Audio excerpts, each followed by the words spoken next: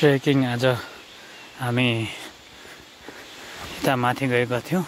एकदम दामी ठाउँ, एकदम यस्तो जुगा लागेर है साथीहरू, एकदम मजा, एकदम दामी मजा आयो, दामी एकदम।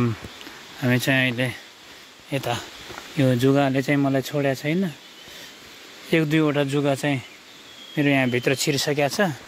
म तिनीहरूलाई तल गएर निकाल्छु।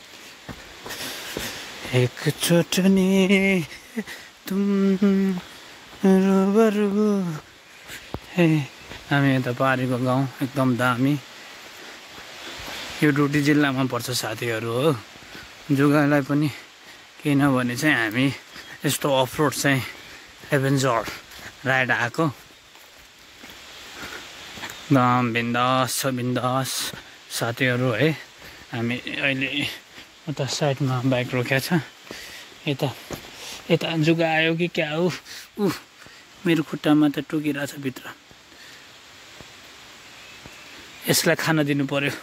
धेरै भयो, यसले पनि मान्छेको खुन नखाएको। यसलाई पनि खान दिउँ, यो पनि खाओस्। अरू त्यही हो। ल हामी यता आएछौँ।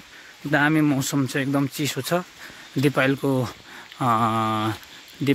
गर्मीभन्दा अलि एकदम दामी छ है साथीहरू।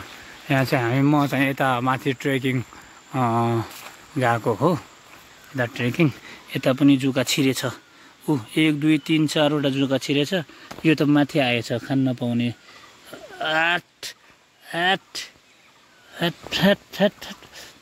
ए मेरो हातमा पनि चिप्क्यो।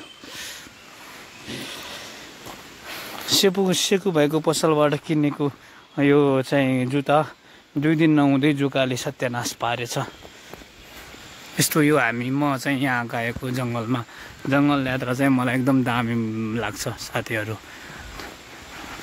एकदम दामी मौसम, चिसो, गर्मीबाट टाढा। जुगालाई पनि मैले यहाँ खान दिइरहेको छु है। यहाँ फालेको छैन, किनकि उनीहरूको पनि जीवन हो होइन। मेरो एक थोपा रगत खाँदैमा उनीहरूलाई पनि बाँच्छन् भने बाँचिरहन्। ल साथीहरू, फेरि पनि हामी भेट्दै गरौँला है। फेरुवा युट्युब च्यानल सब्सक्राइब गरिदिनु होला। धन्यवाद। यस्तो पानीमा